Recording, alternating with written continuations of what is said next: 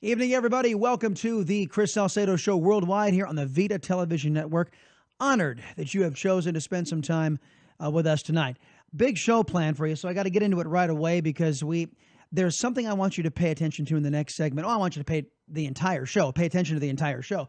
But the next segment is a new concept that we haven't covered here on this program called Article 5 to the U.S. Constitution and why I think it's so vital. So this is how you get in touch with the show. ChrisSalcedo.com, ChrisSalcedo.com. That is how you leave me an email or a voicemail, and we'll address those issues on future shows. Also on social media at Chris Salcedo TX, at ChrisSalcedo as in Texas. Instantaneous feedback on Twitter. Okay, this guy's Lindsey Graham. He was on Meet the Press this weekend, had the following to say. But Donald Trump couldn't have won without rejecting the last 16 years, really, when you think about it. There were a lot of people like Bush running in our primary, and all of them got creamed. And Clinton was not the greatest candidate, but if President Obama was what the American people would wanted to continue, then Trump wouldn't have won. So I'd say to both former presidents, I admire President Bush a lot. President Obama, I don't think any of us get why President Trump won. Lindsey Graham went on to say that, well, he gets it, but he didn't think that Bush and Obama and those they represent in the establishments of both parties, they got it. We didn't cover Obama's speech because, well, kind of irrelevant. When you're an anti-American zealot like Barack Obama is, you tend not to give him too much credence now that he can no longer affect our lives, directly anyway. President Bush, and I take heat every single time I say this, but I think he was a good man. He just trusted a lot of the wrong people. And President Bush had, well, let's just say he has an agenda that is a globalist mindset. And we covered some of that when we covered his speech that he gave the other day here on the Chris Salcedo Show Worldwide. But about this whole thing that Lindsey Graham was talking about. This revolt is going from Alabama to Arizona. The last couple of days, Mitch has been saying this big thing. Hey, you got to win. You know, winners make policy, losers go home. Hey. Now, Mitch, he's talking about Mitch McConnell.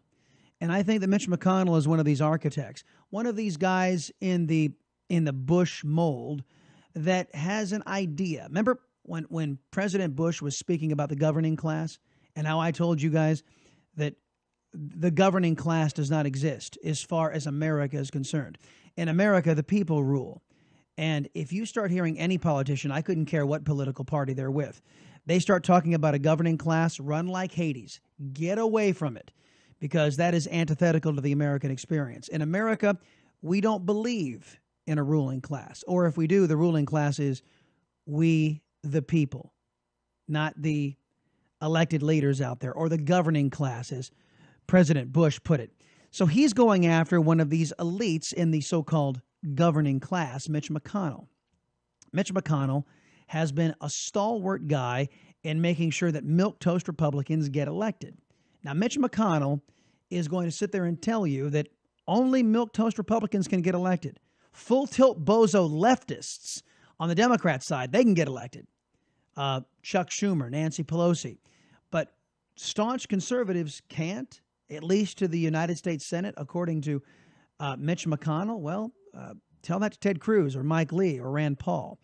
At any rate, Mr. Bannon is pushing back on this idea that Mitch McConnell says that the candidates Mr. Bannon is pushing, the candidates, I should say, he is pushing, can't get elected. Mitch, note to self, Mitch, Big Luther Strange and little Bobby Corker are both going home. These people, Mitch, it's 2-0. He's talking about the primaries. Now, he's taking – now, Mitch McConnell, who you're going to hear from in a minute when he talked to Fox News, Mitch McConnell is saying, well, that's great. You're taking out Republicans in the primaries when there are only conservatives or Republicans voting. But when the Democrats get a say and the moderates get a say, they're not electing some of these conservatives. So these two guys may be talking past one another, but I tend to side with Bannon that if you're not going to stand for anything, that's how we got this massive health care debacle, is that you have a Republican Party that has no core, that doesn't stand for anything. So you got John McCain up there doing one of these numbers to stick it to the president, to basically keep the country under the harm that Obamacare is doing. John McCain, if he were an actual Republican adhering to the Republican planks, he wouldn't do such a thing. Mitch McConnell, Fox News Sunday. Now, here is his response to Steve Bannon about the types of individuals Mr. Bannon wants to see elected. With regard to the element you were referring to here, they've been out there for a number of years. Notice how he won't even dignify his fellow citizens with the term Americans. He won't even dignify the element, he calls them. Listen to the condescension in his voice. Mitch McConnell talks about Americans running for office that are conservatives, that element that you're speaking of. And the question was about these individuals who are conservatives and defeating his milquetoast Republican candidates. It cost us 5 Senate seats in 2010 and 2012. We would have gotten the majority sooner, but for the fact that they were able to nominate people who could not win. And he's talking about Sharon Angle and others that prevented the Republicans from being in the majority earlier. Now, remember, Mitch McConnell is contending that if only the GOP had been in control earlier. November. In 14, they were defeated everywhere. In 16, they were defeated everywhere. And the difference is we've been in the majority in 2014 and 2016, 2 Congresses in a row. And what has that gotten us? Runaway spending in Washington, D.C., Obamacare ruining the country, a foreign policy in the toilet, a dilapidated military. Thank goodness the Republicans were able to be in charge for 2 Congresses in a row. I know Mitch McConnell would probably rationalize. Regarding the element you were referring to here, they've been out there for a number of years. Yeah, I know that he would rationalize that these elements that he calls them would not have helped rein in Barack Obama. And I don't think he did either. As a matter of fact, he and his former cohort, John Boehner, they seem to enable Barack Obama. John Boehner's biggest concern was he couldn't golf with the former occupier of the Oval Office, not actually stand up to him. McConnell continued. The kind of people that are supported by the element that you've just been referring to are specialists in defeating Republican candidates. And the element. Mitch, we call them conservatives, Mitch. We call them conservatives. Can you say that with me, Mitch McConnell? Conservatives, not the element. And I'm sorry, sir, your Republican Party, I wouldn't give you 2 cents for your Republican Party today, the way you've conducted yourself in the first 10 months of the Trump administration. November. And that's what this inter-party skirmish is about. Our goal is to nominate people in the primaries next year who can actually win, and the people who win will be the ones who enact the president's agenda. Or, in the case of the current Republican Party, don't implement the president's agenda. See, Mitch, there is a Republican-controlled Congress now in the House and the Senate, and the Donald Trump presidency is in slow-walking mode. You refuse to hold the Democrats' feet to the fire. You allow them to use every parliamentary trick they can to slow-walk Trump nominees. And your party can't come together on tax reform. Your party can't come together on Obamacare. Your party can't seem to come together on anything, Mitch. So what good is it electing all these milquetoast Republicans who side with Democrats half the time?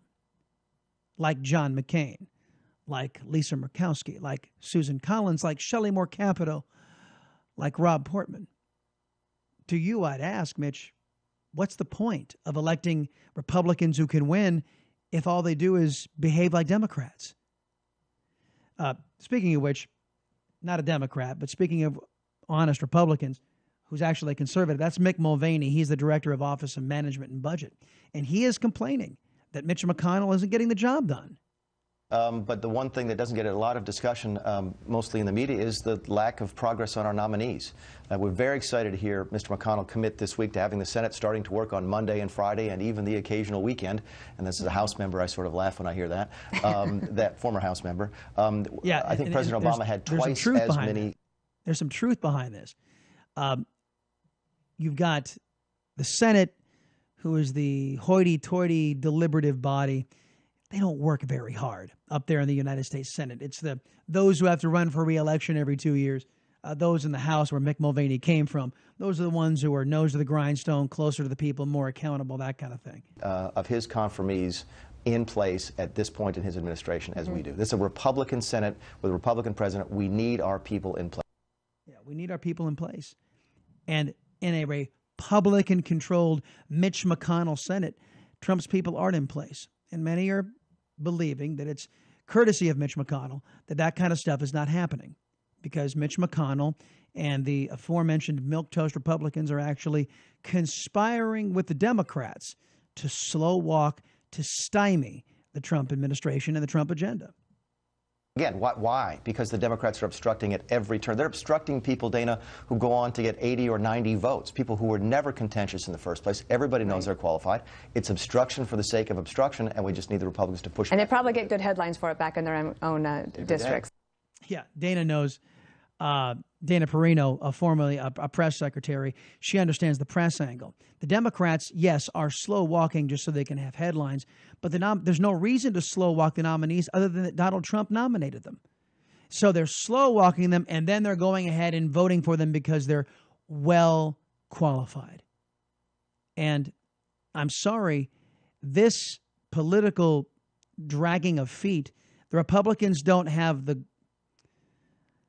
I was going to say something else, I have to check myself, don't have the guts when they're in the minority to do this. They've helped confirm all of Barack Obama's nominees, and they refuse to call the Democrats when they're behaving like children and doing what Mick Mulvaney was detailing to Fox News Sunday. It's a bit disheartening and a bit disgusting, and this is what happens when we elect the type of Republicans Mitch McConnell wants to elect. Coming up, folks, a solution to all of this, I believe anyway. Article 5 to the U.S. Constitution. Compact for America. They're doing great work, and I want you to know about it.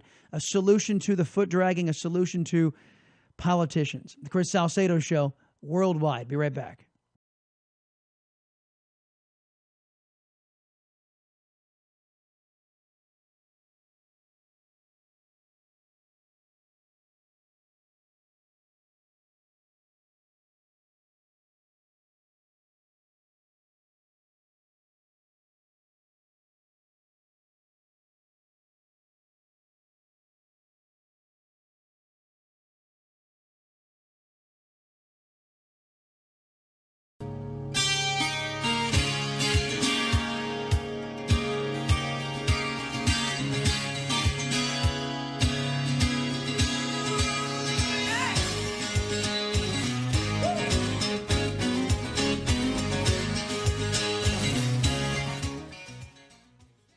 Welcome back, everybody. It's Chris Salcedo Show Worldwide. I'm happy that you've joined us. Joined now over my right shoulder by Chipp DeMoss. He is the CEO of Compact for America Educational Foundation, an investment banker in the energy sector, a CPA, chartered global management accountant, and he's received his undergraduate degree from Texas A&M University, his master's degree from in Massachusetts. Chipp, welcome back to the Chris Salcedo Show.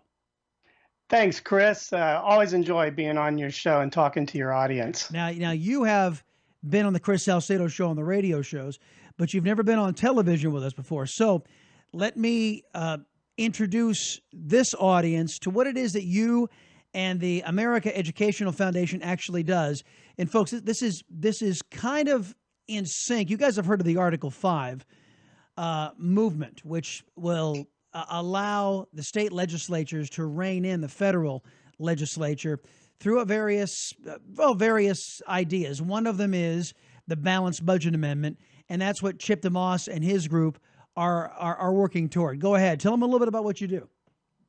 Well, we are Compact for America Educational Foundation, and our primary initiative right now is what we call the Compact for a Balanced Budget. Now, compact is just a fancy term for a contract. Whenever states try to do something together mutually, they do it through a contract, and it's called a compact. So this is the Compact for a Balanced Budget, It's an approach to Article 5, like you just said. Article 5 is in the U.S. Constitution, and it's the provision that describes how the Constitution can be amended. It can be either amended by Congress can propose the amendments, or the states can propose the amendments. And up to this point, all 27 amendments have been proposed by Congress.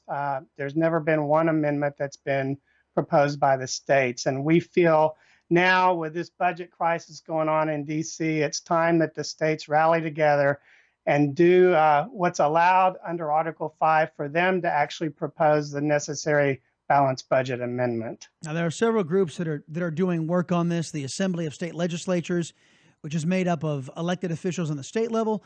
There's Mark Meckler's group, which is more of a grassroots type of advocacy. They all have slightly different agendas, but they're all working toward the same goal, like you guys are. And I believe the vast majority of those of us, and it's a growing number of folks, that are focused on fiscal responsibility and the balanced budget amendment. So how are you guys proposing at the America Educational Foundation to get there? Well, what the compact does is it condenses down the process into what normally will take anywhere from 7 to 10 years. That's the process being pursued by Mark Meckler's group, Convention of States, and the Balanced Budget Amendment Task Force. And we totally support their efforts. But our belief is we don't have 7 to 10 years to fix this budget crisis going on in D.C. So we had to figure out a way to condense the number of steps down into hopefully 18 months or less. Just real quickly, in Article 5, there's 5 steps in Article 5. 1, the states must apply to Congress to hold a convention. 2, Congress must then call a convention.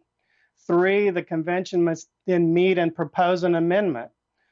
4, then Congress must refer that amendment to the state legislatures for ratification. And finally, the states have to vote to ratify the amendment. That process, where you go back and forth, realistically could take 7 to 10 years. Yeah. So we figured out a way where we could condense everything that the states need to do into one document. That's the compact itself. They call the convention, or they apply for the convention. They agree to the amendment in advance, and they agree to ratify the amendment once it's proposed by the convention. We have to follow Article 5. We're not bypassing Article 5 with a compact, but we're just condensing the process down into a single document. And really, with everything going on right now, we've got to get this done, hopefully in 18 months or less. That's really our goal and objective. So far, Chris, 5 states have joined the compact: Georgia, Alaska, Mississippi, North Dakota, and Arizona. There's actually been a formal commission established in the compact, and the commissioners have the official authority to work with Congress to partner to get what's called the activating resolution in Congress passed.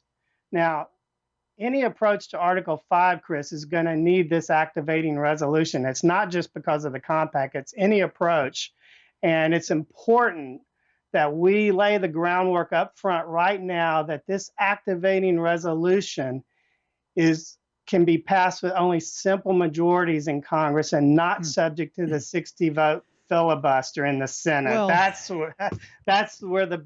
what we're working on right now. Yeah, and that phrase you just used, Chipp, simple majority, it's not so simple these days. Chipp DeMoss, our guest right now, CEO of Compact for America Educational Foundation. And let's talk about simple majority. We have a simple majority right now, allegedly, of Republicans inside of the Congress, but nothing can get done.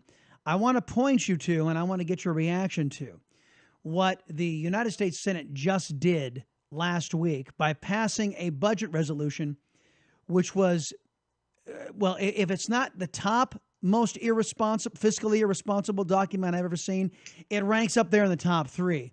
This is spending out the wazoo of money we don't have, and it was all laid out in a predicate just to get conservatives to vote, just to get middle-of-the-road Republicans to vote for it so they could set up this predicate for tax reform. And it is a terrible document, and it looks like that the House of Representatives is going to adopt it in whole cloth, and it's telling me that the people up on Capitol Hill, they're not interested in fiscal restraint. They want to try to grow themselves out of this fiscal calamity we find ourselves in. And you and I both know it's only part of the equation. Right. But I do think there's becoming some desperation now on the part of Capitol Hill to try to get something done. And I think they look at tax reform as what they need to accomplish, especially when you look at what the House Freedom Caucus did. They had been really against the Senate version for a long time, but they realized that perhaps they could use this as a means to move tax reform up.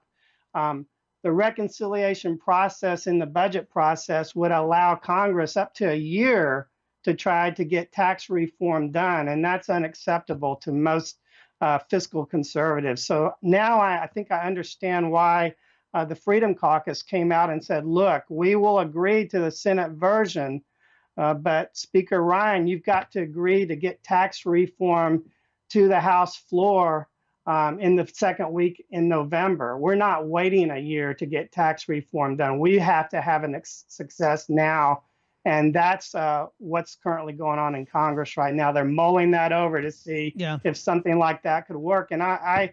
And we just got wind today that there is some other work going on the side where they do want to follow that, as bad as it is. Like you say, it is bad, but they do want to follow it with some type of fiscal restraints, and they're really looking hard. They've told us today at the balanced budget amendment. So that gives us hope that perhaps there is a way to activate the compact in this whole process going on. And I would trade that in a heartbeat. If we could get the compact activated in Congress in the next 2 months, that would be the best thing that could possibly happen. And we're not privy to some of these deals that are being made in the background, but I'm very leery of these so-called Republicans, these moderate big spenders who never get enough of other people's money, like John McCain, Lisa Murkowski, Shelley Moore Capito, Rob Portman, Susan Collins.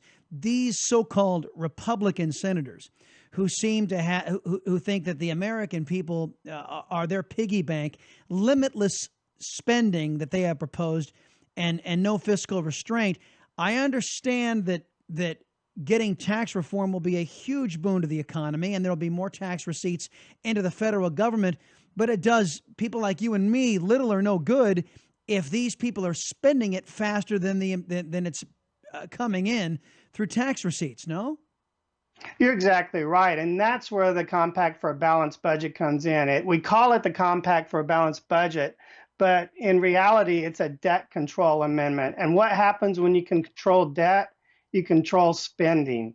And so we saw several years ago that the problem was unlimited debt is what's causing unlimited spending. So unless we could cap the debt somehow and put somebody else in control of what the debt limit will be in the future, it's nothing will ever change in D.C. You brought it up. I mean, here is the president of the United States, who by and large we have been supportive of. He's talking about getting rid of the debt ceiling, the only fiscal restraint that we, the people, have on an out-of-control Congress.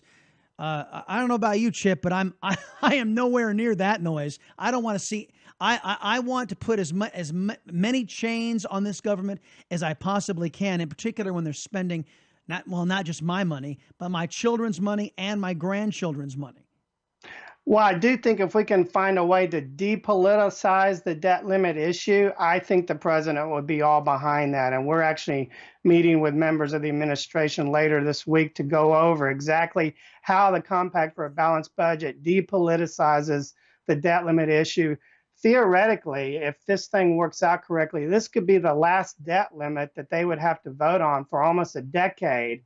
If we can get the balanced budget amendment passed and put the debt limit that's established by the Compact for a Balanced Budget into the Constitution, it'll automatically ratchet up, and it should carry us out to the 10-year point where, with growth and with moderate restraints in spending, the budget actually balances in 10 years. The House budget does balance in 10 years. The name of the group, folks, is Compact for America Educational Foundation, and we're talking with Chipp DeMoss.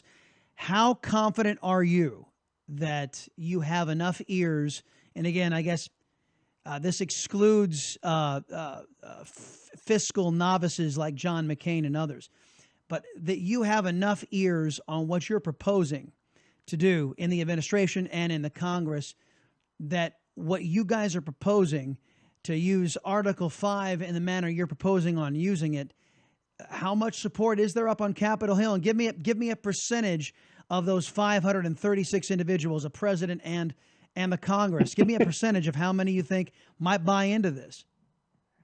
Right now, I think it's 50-50. I can't tell you we have the votes to get this done, but I can tell you we're getting ears up there. And every time we talk to folks in Congress, they look at us and say, "My God, where have you guys been? This is exactly what we need." They can't believe it a lot of times when we tell them about that. So that's why we keep going. That's why we keep getting up every day and doing what we do, because we do see that minds are changing. And I think Congress understands that they do need to partner with the states. If they're going to get this done, there's no way Congress would ever propose this type of balanced budget amendment themselves. They understand that. They just want to make sure that if they do partner with the states, they're going to do it in a way that's safe, that's certain, that they know what the outcome is going to be if we're successful in what we're doing. And that's what we're offering them. Yeah, I hope you guys are successful, because I got to be frank, $20 trillion, that's just on the balance. That's on the balance sheet. But we, as you know, we have trillions of dollars of unfunded liability. We have got to start getting this spending under control, or we're going to go by the way of Greece. Chipp DeMoss, everybody, CEO of Compact for America Educational Foundation. Where can folks go if they want to throw their support behind your efforts? Two places. One, go to our website, compactforamerica.org, all spelled out one word, compactforamerica.org, and get a hold of me directly, chip.demoss@compactforamerica.org. There's a lot of areas we need, especially in terms of funding. Perhaps I can come back another day and let you know of all the opportunities that we would have for members of your audience to get involved with this effort going forward. There's a lot of fun things that are going on. We're traveling across the country. We're meeting in the state capitals.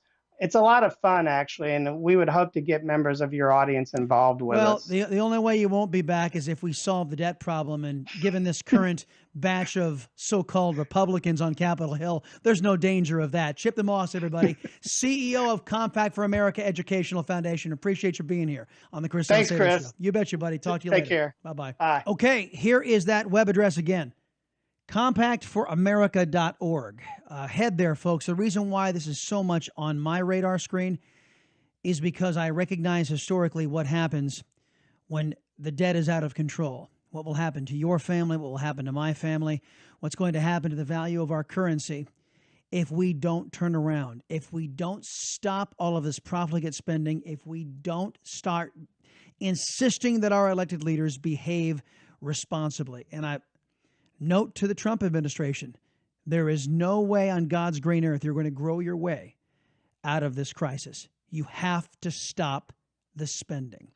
ChrisSalcedo.com, that's where you go, folks. You want to drop me a note, either email or drop me a verbal message. Just jump on the old horn.